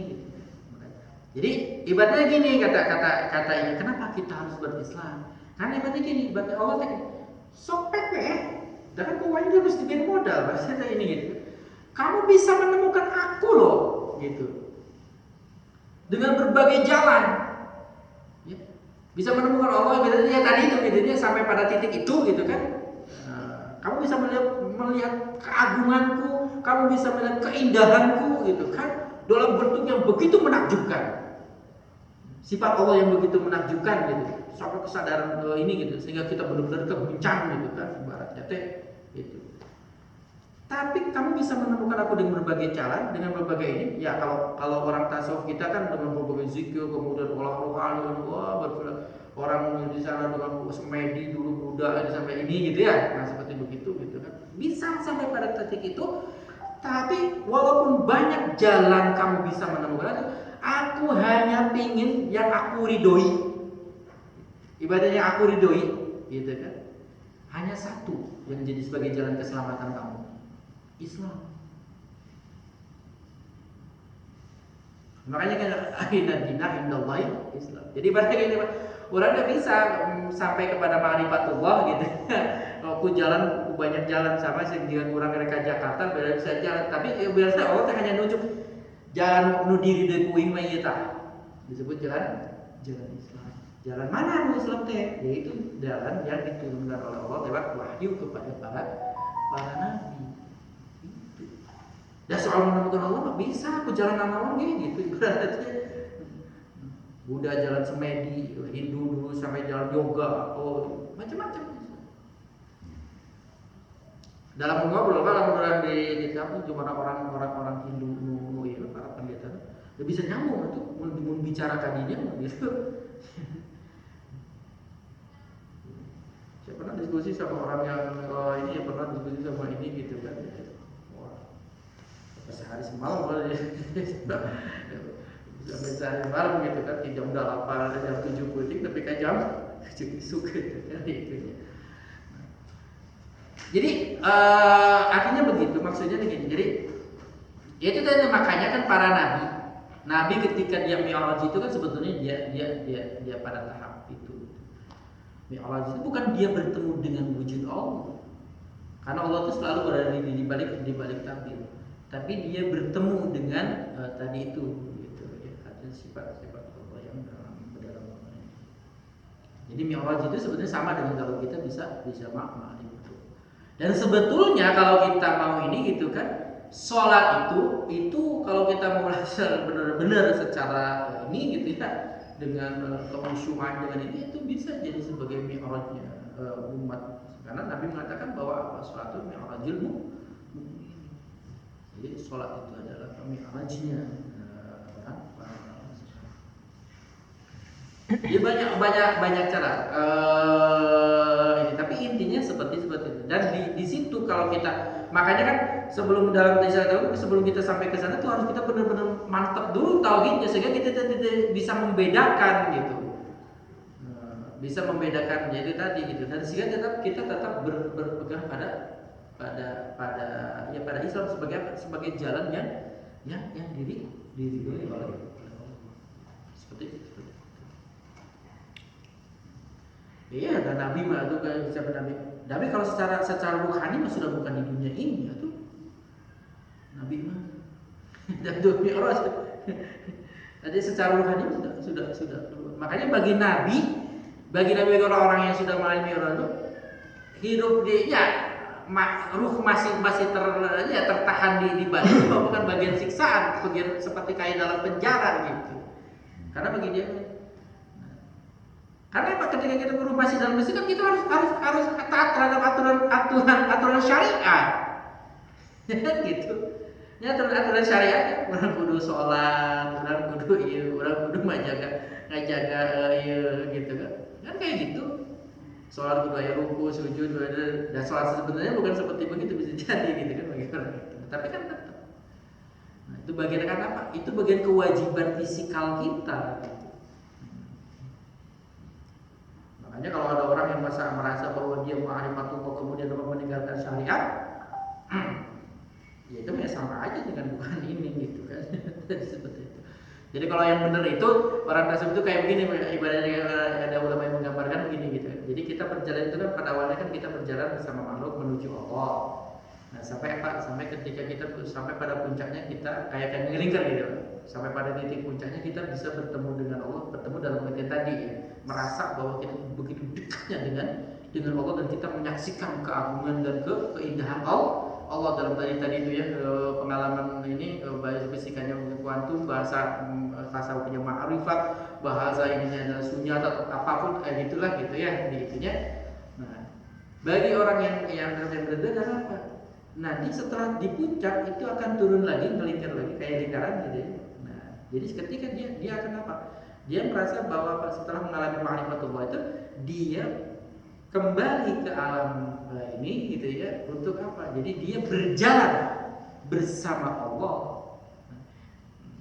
Jadi kalau tadi mau berjalan mencari Allah, sudah ketemu, dia balik lagi ke sini, muter lagi, turun lagi, sekarang sudah berjalannya berjalan bersama Allah. Apa yang dia ucapkan itu adalah ucapan yang diridhoi oleh Allah, apa yang dia perbuat itu adalah perbuatan yang diridhoi oleh Allah. Seperti itu. Jadi kayak begitulah bahasa sederhana nama gitu gitu. Nah, untuk mencapai pengalaman itu ya jadi kalau istilah Jalaluddin Rumi mah gini, sama seperti hidayah sebetulnya. Jadi kayak begini, perumpamaannya tuh gini. Jadi pengalaman ma'rifatullah itu kayak sebuah anugerah sebenarnya. Jadi banyak orang-orang berbondong-bondong ingin mencari bukti mutiara katanya. Jadi gitu kan. Perumpamannya begini Pak. Jadi kalau istilah bahasa Jalaluddin Rumi ya, orang ahli tasawuf yang misalnya gitu kan, tarekat Maulawinya. Banyak orang-orang berbondong-bondong datang ke pinggir pantai untuk mencari mutiara. Ada satu golongan mengatakan untuk bisa mendapatkan mutiara kita harus memikirkan tentang lautan. Kata Rumi, tidak bisa. Kalau hanya dapat memikirkan, kita tidak akan pernah bisa mendapatkan mutiara. Ada orang lain berpendapat satu bagian untuk mendapatkan mutiara kita harus mengosong artinya apa ya, menaruh bahasa apa ya, nyaatkan gitulah, nyaatkan lautan. Wah, terlalu capek. Jadi kalau memandang laut itu menunjukkan bahwa apa? Kita tidak bisa mengalami pengalaman rohani tadi kalau hanya ada dari berpikir. Nah begitu pula kita tidak akan bisa mengalami pengalaman tadi ma'rifatullah itu gitu ya, hanya dari apa? Dari melakukan amal-amal perbuatan yang ini, kan? Nah, kita pokoknya berusaha dengan inilah pokoknya ibadah ini gitu kan. Nah, untuk mendapatkan mutiara kita tidak hanya dibutuhkan penyelam yang ahli. Artinya Pak, kalau kita hanya berpikir dari berpikir itu tidak akan bisa karena itu hanya melelahkan. Begitu pula apabila kita berlatih inilah gitu ya, itu juga sama tidak kemungkinan artinya apa ya? Bisa jadi dapat, bisa jadi tidak gitu kan. Nah, dibutuhkan apa? Dibutuhkan penyelam yang handal untuk bisa mendapatkan mutiara. Tapi bukan hanya keandalan dia saja, dibutuhkan juga apa? Keberuntungan. Artinya apa? Ketika kita misalnya sudah berusaha dengan berbagai cara, dengan berbagai ibadah begitu ini untuk ma'rifatullah, belum tentu bisa. Karena apa? Untuk bisa ma'rifatullah itu adalah sebuah anugerah.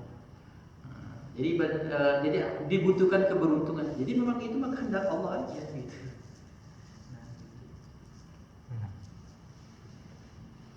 Jadi kayak begitu. Artinya apa ya? Tapi kita tidak harus berputus asa gitu. Kalaupun kita misalnya kan ikut tarekat kedua, kita menjalankan ini gitu ya, untuk dalam rangka misalnya Pak untuk mendapatkan itu, kalaupun tidak mendapatkan, ya tidak harus kecewa karena memang dibutuhkan tadi itu. Karena itu sama kayak hidayah, kita berusaha ini gitu kan. Kalau memang Allah tidak berkenan, belum berkenan, dan itu perbuatan menjadi apa ya, istilahnya sama kayak ini kalau dalam istilah apa ya Pak, saya pernah baca ketundukan itu ada tiga tahap kan. Ketundukan itu ada ketundukan yang disebut ketundukan fisik, ada disebut ketundukan akal, ada disebut ketundukan hati. Orang yang dan ini orang yang tunduk secara fisik belum tentu tunduk secara akal. Contohnya orang tinjunya gitu kan, kalah secara fisik kalah karena aturannya memang harus seperti begitu gitu ya. Tapi secara akal terima saya kalah kumaha gitu kan, tapi kan terbatas aturan gitu. Secara fisik berarti kan kita harus tunduk, jangan bisa kalah dan mengaturan anak itu gitu ya. Kemudian yang kedua ada disebut ketundukan akal. Kalau ketundukan akal itu harus ditundukkan dengan akal lagi gitu. Nggak ada peranan fisik di sana. Contoh misalnya gini, kita ingin memberikan pemahaman ke anak 1 dikali 1 itu sama dengan 1, 2 ditambah 2 itu sama dengan 4 gitu. Ada can budak dan can ngerti kene mah dari kumaha dibanding disiksa kurang misalnya dibanting ini dan can ngerti memang susah gitu. Jadi harus dengan akal lagi gitu, untuk secara akal. Peran fisik tidak berperan. Ada yang lebih dalam lagi disebut ketundukan hati.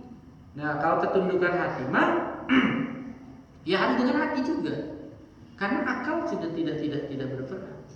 Banyak orang yang tunduk secara akal, mengakui kebenaran, mengakui ini gitunya Islam sebagai sebuah kebenaran, tapi dari hati can tunduk mah, can ngakui mana susah gitu kan. Ayo, contoh apa? Contoh banyak orang-orang yang mengkaji Islam, orang-orang Kristen, orang-orang Barat, orang-orang para ini ya. Ada tuh di ini, ada namanya tokoh orientalis ya yang mengkaji ini.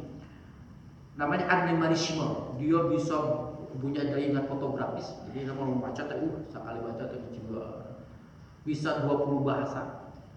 Mun nerangkeun nya nerangkeun tasawuf, lebih jauh ketimbang ulama. Lebih paham ketimbang ulama. Ya, saya pernah ngomong direktur saya dulu di Mizan pernah mengikuti kuliahnya dia. Jadi kuliahnya apa ya? Jadi sudah kayak otomatis saja ketika tek gitu kan ngaitkeun aja jeung ieu ayat. Tapi tetap belum syahadat itu. Dia mengakui Islamnya benar gitu. Islamnya tapi dah orang hati can tunduk hati. Ucap saya cerita lamun nerangkeun tasawuf, kan paling bisa diterangkeun itu. Pang jentrena lah gitu. Ngaran buku ngaranna teh Dan Muhammad utusan Allah. Untuk lamun baca buku eta banyak orang kalau yang ngerti ya, orang yang buku bagus. Tapi belum tunduk hatinya. Dia pokoknya sampai wafatnya dia belum tidak diketahui. Tidak diketahui adanya statusnya. Yang orang tahu dia masih tetap Kristen, walaupun dia selalu simpatik dengan ini gitu kan, dengan Islam. Ketika Salman Rushdie mengucap Nabi Muhammad, dia sampai menangis membuat artikel gitu. Dia sampai mengatakan gitu kan katanya. Kenapa kenapa misalnya apa ya, yang tidak ketahui oleh orang itu, orang di luar Islam gitu kan. Kenapa orang Islam selalu bereaksi begitu kerasnya ketika Nabi Muhammad dihina? Gitu kan. Tapi tidak bereaksi ketika Allah dihina ya. Dia orang seperti itu pada saat itu. Karena tadi itu mereka tidak paham bagaimana kecintaan umat Islam terhadap Muhammad. Karena ibaratnya begini, kalaulah kita Allah itu kan gaib, Allah itu kan susah. Ya, Allah tuh bisa tuh katingali, tuh ieu gitu. Jadi aya potret Allah di dunia dari hiji manusia sempurna pada Nabi Muhammad gitu. Jadi ibarat perumpamaan ini gitu. Jadi kan Allah teh pengen bercermin gitu nya aya ningali dirina gitu kan. Bahkan Allah nyatakan makhluk nu pangsampurnana teh gitu nya. Eta Nabi Muhammad gitu, cermin paling ieu teh gitu. Makanya lamun dina Islam kunaon disebut nur Muhammad nya cahaya Muhammad diciptakeun sampai mulai diciptakeun gitu. Maksudnya itu sebenarnya kan menggambarkan sifat ini gitu. Nabi Muhammad orang mah ningali orang saya ieu mah aya makhluk loh gitu kan yang bisa urang di baheula gitu kan, bukan pengalaman para sahabat bisa bawa gitu. Tapi kalau tetap sempurna kan, tapi dalam batas kemanusiaan dari Allah maksudnya sempurna dalam pengertian maha gitu kan Allah. Nah itu yang bisa dipahami kata-kata Nabi memang gitu kan.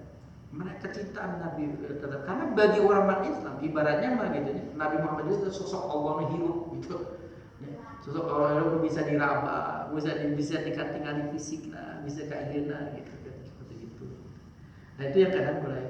Makanya kalau dalam istilah sama kalau kita sudah ini ya menurut kita baca bahasa sastra Arab itu hampir semuanya berisi tentang apa? Tentang lagu pujian kepada Nabi. Sholawat sholawat pangloba berbicara tentang apa? Musik Islam selalu berbicara sebagian besar hampir 70% itu berbicara tentang sholawat tentang Nabi dengan berbagai versi, dengan berbagai teks, dengan berbagai ini gitu kan.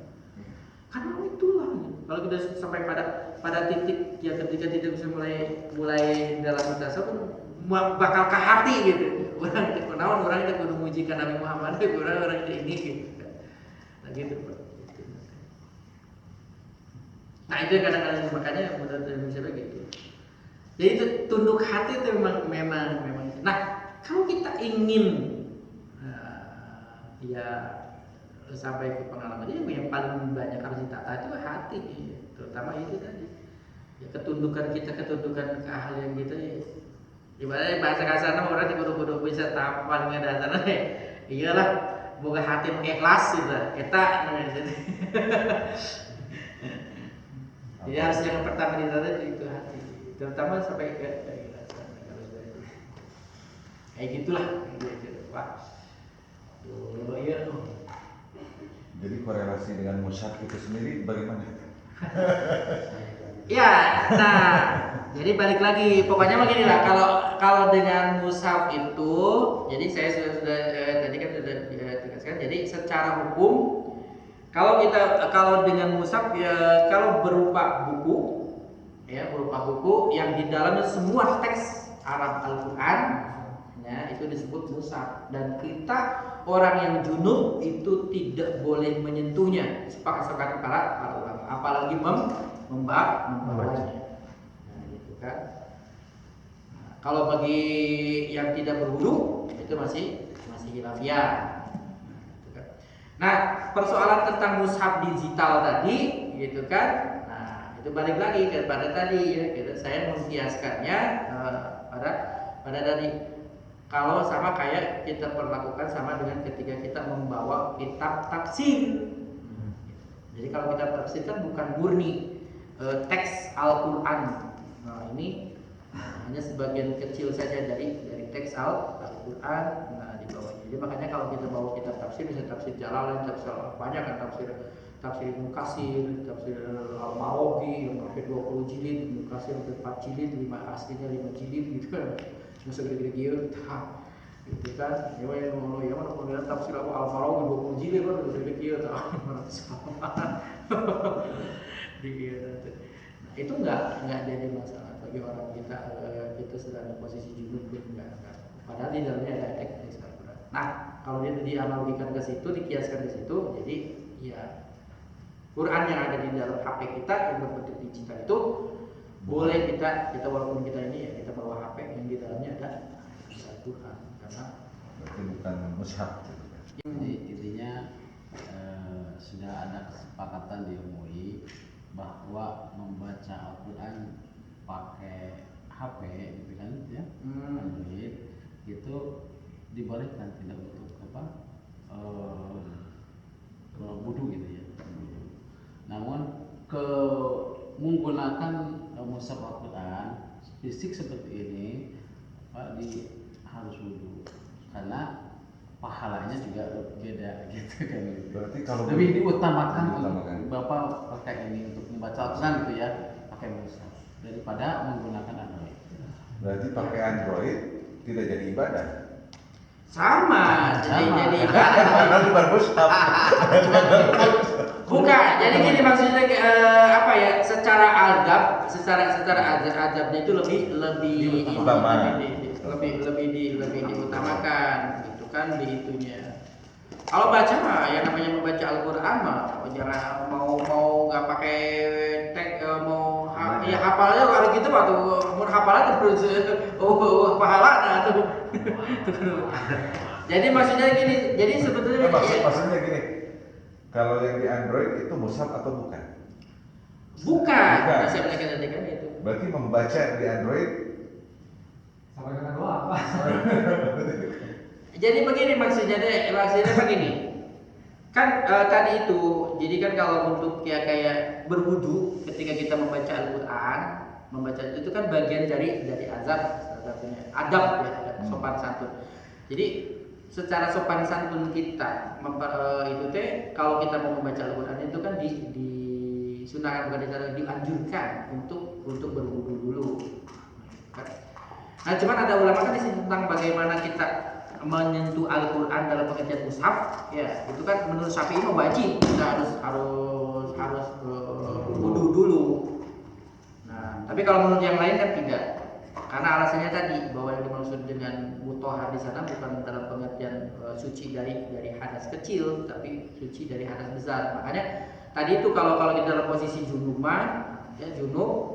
tapi yang pokoknya sesuatu yang harus diwajibkan kita untuk mandi itu. Semua ulama sepakat tidak boleh menyentuh apalagi membawa mushaf Al-Quran. Nah, termasuk juga Pak tidak boleh membaca Al-Quran. Membaca dalam pengertian membaca dari mushaf atau membaca dalam pengertian hafalan. Terkecuali tadi itu, kalau kita takut karena alasannya kita takut misalnya kita punya hafalan, ya kan, hafalan takut hafalannya hilang, kita boleh melafalkan lagu tapi di dalam hati tidak harus diucapkan. Nah kalau membaca itu kan membaca dalam pengertian qiraah itu kan hanya kita membaca sambil mengeluarkan suaranya gitu kan. Seperti begitu. Jadi membaca Al-Quran mau dari mushaf dengan melihat teks di mushaf ataupun misalnya teks di HP ataupun teks di misalnya di luar kepala di dalam ingatan kita, itu nggak jadi persoalan, semua juga mendapatkan pahala kebajikan gitu kan. Nah, jadi seperti itu gitu. Jadi kita berwudu mah ketika melakukan bahasa itu hanya bagian dari adab ada sopan santun lah kita. Enaknya kita untuk apa? Memperlakukan bahwa Al-Quran ini memang kitab suci gitu, istimewa, bukan tidak sama dengan buku-buku yang lain, tidak sama dengan buku novel, tidak sama dengan buku bacaan biasa gitu kan. Sebagai bentuk takzim kita gitu, penghormatan kita terhadap Al-Quran. Ya mestinya mah enaknya mah kalau memang kita tujuannya itu ya kita benar-benar ingin menghormati Al-Quran sebagai kitab suci, Al-Quran sebagai ini gitu. Ketika kita membaca di HP pun sebetulnya bagusnya adalah dianjurkannya untuk berwudu. Anjuran gitu. Untuk sebagai bentuknya. Ibarat anak kieu lah, lamun urang rek nyang harapan kieu, nyang harapan gegeden gitu nya. Misalnya harapan presiden gitu kan, di ini gitu kan. Kenapa gitu kan orang mau menghadap presiden harus diatur gitu kan, pakaiannya harus yang sopan, ininya harus pakai ini gitu kan gitu. Loh, kenapa kita menghadap sesuatu yang besar yang sifatnya ini gitu kayak Al-Quran atau pakaiannya kayak begitu gitu kan. Nah, ya kita coba kalau misalnya kita ngarep presiden misalnya pakai kaos bungkul, pakai celana di gitunya, gitu kan. Baru kan buku presiden kan sopan sih gitu kan. Gitu itu protokol presiden tuh gitu. Terus ditolak. Walaupun Allah nggak mengaturkan seperti itu, tapi kan aturan manusiawinya kan begitulah gitu. Gitu kan. Dan ada yang juga anjuran nabinya juga gitu kan, seperti begitu. Jadi gitu Pak Awam itu. Jadi bukan menghilangkan pahalanya. Jadi karena keutamaannya. Jadi apabila kita membaca dari teks ini teh, ya lebih ada beda ya lah gitu kan, beda rasa secara ininya gitu. Ya zaman Nabi juga nggak ada sebenarnya nggak ada mushaf atau bersama ketika zaman Utsman baru ada mushaf. Berarti kan yang dinilai sakralnya kan bukan mushafnya gitu loh. Tapi Qur'annya gitu kan, isinya kan berarti kan. Iya, ya makanya kan kata saya juga kan tadi alasan kan kalau ayatnya kan la yamassuhu illal mutahharun, tidaklah boleh menyentuhnya Al-Qur'an itu kecuali bagi orang-orang yang suci. Nah, di sini yang jadi persoalan ya masuhu itu kan ada yang boleh menyentuh tidak boleh disentuh Al-Qur'an itu Al-Qur'an yang apa? Nah, bagi orang yang berpendapat bahwa ya yang dimaksud di sana Al-Qur'an itu Al-Qur'an dalam pengertian mushaf fisik. Ya, mushaf fisik Al-Qur'an ditulis di kertas dijadikan kitab satu kitab. Nah, itu. Ada yang berpendapat bahwa yang dimaksud di sana yang masuk itu dalam Al-Quran dalam pengertian hakikat. Hakikat Al-Quran itu apa? Hakikat Al-Quran yang ada di dalam Lauhul Mahfuz gitu. Nah, makanya apa? Dia berpendapat tadi kan itunya bagi orang yang tidak mewajibkan untuk berwudu dulu ketika menyentuh mushaf, nah, nggak jadi persoalan karena apa yang dimaksud Al-Quran kan di sana bukan Al-Quran dalam pengertian fisikal begini gitu kan, tapi ini gitu kan Lauhul Mahfuz yang diturunkan oleh Allah kepada Nabi Muhammad ya kemudian apa dibahasakan oleh Nabi Muhammad dengan bahasa Arab karena wahyu itu kan tidak semuanya berbahasa Arab, bisa dalam bentuk bunyi lonceng, bisa berbunyi lebah, bisa dalam bentuk mimpi, bisa dalam bentuk apa Jibril datang langsung kepada Nabi gitu kan ketika kayak surat Al-Alaq kan Iqra bismi rabbikal ladzi khalaq, kamu sudah langsung bahasa Arab gitu kan. Itu ya. Nah, pengertian Al-Quran dalam Lauhul Mahfuz itu ya itulah pengertian kita dalam itu wahyu yang Allah ini kan. Jadi kalau Qurannya Alhamdulillahirabbil alamin arrahmanir rahim maliki yaumiddin terus dari ayat Fatihah sampai ini maka itu kan sudah bahasa Arab gitu kan. Karena bahasa asli Al-Qurannya bukan kayak begitu, biasanya di banyak bahasa kan gitu. Coba kebayangkan Al-Quran mengikuti dalam bentuk suara lebah. Tapi kan kemudian apa diterjemahkan oleh Nabi Muhammad kalau ini dimaksudnya gitu. Jadi kan apa? Jadi Quran Lauhul Mahfuz itu gitu kan. Quran dalam pengertian pikiran masih dalam bentuk pikiran Allah gitu kan yang sudah dikonsep Allah gitu kan, sudah jadi makhluk ya, sudah jadi ini gitu ya, sudah jadi ini yang mau baru diturunkan kepada Nabi Muhammad gitu. Nah kalau Quran yang kita baca sekarang yang jadi ini mah itu mah sudah bentuk bahasa Arab gitu kan, yang sudah hasil terjemahan Nabi Muhammad, tapi tentunya juga dengan bimbingan Allah dan ininya gitu.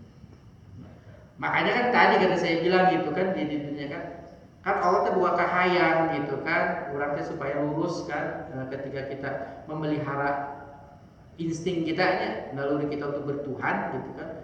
Nah, supaya lurus sesuai dengan naon dikahayang ku Allah gitu kan. Ku Allah teh mere modal samping tadi insting urang bertuhan, Allah teh mere eta wahyu nanti disampaikan ku para nabi gitu kan. Supaya apa maksudnya? Ya tadi itu gitu kan, bahasanya bisa dimengerti oleh kita gitu, oleh manusia gitu kita bahasa. Makanya Nabi ini sebenarnya makanya Allah selalu tekan dengan Al-Quran supaya aku turunkan kepada Nabi itu supaya bisa berbicara dengan bahasa kamu gitu. Jadi bisa berbicara bahasa manusia. Karena dulu audiens Nabi Muhammad itu orang Arab, makanya apa dia pakai bahasanya bahasa Arab. Kalau Nabi Musa yang jadi audiens itu orang Bani Israel, maka dia pakai bahasa Ibrani. Kitab Taurat pakai bahasa Ibrani, bukan pakai bahasa Arab. Ibrani bahasa Taurat itu hasil penerjemahan Nabi Musa ya ketika dia mendapat wahyu dari Allah. Bentuk wahyu turunnya kepada Nabi Musa macam-macam. Ayah bisa jadi apa?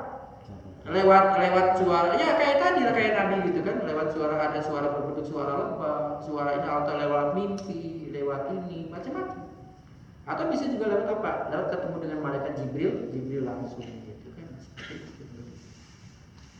Ya banyak Nabi juga kan bahkan ketika dalam di atas tiba-tiba Nabi kayak orang yang tegang gitu kan, di ini gitu kan. Pas ditanya oleh sahabat, apa kan kok kayak orang tegang ini sampai ngoprot gitu tuh gara-gara dia gitunya dia. Aku baru mendapatkan wahyu gitu kan itu. Nah, wahyunya kau betul apa seperti kayak mendengar apa seperti dengingan gitu suara.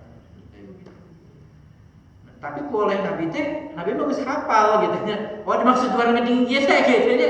Oh iya tah gitu. Jadi inspirasi. Itu Bapak jadi ayat Quran itu walaupun Bapak ayat Quran itu iya. Nah, betul dipikirkan malu-malu itu urusan Allah lah orang-orang. Dipikiran terlalu dalam berita urusan orang-orang khusus lah. Ya orang-orang khusus, orang-orang yang ngerti, orang-orang yang sudah punya pengalaman ke sana gitu kan itu dia. Ya, ketika berdebat dengan mereka usaha elintir jelma lah berapa tuh berbiluan buat jelma iya gitu. Kenapa ya kecat kapal kan gitu. Seperti gitu.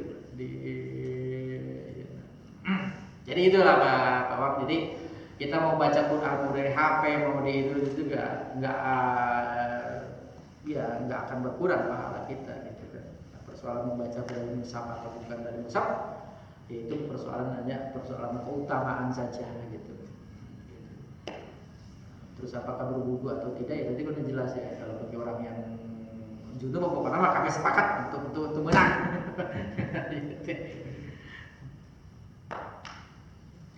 Oke, saya kira mungkin cukup sampai sini karena waktu yang benar. Mudah-mudahan bisa bermanfaat bagi kita semua. Kurang lebih saya mohon maaf. Wassalamualaikum warahmatullahi wabarakatuh. Waalaikumsalam warahmatullahi wabarakatuh.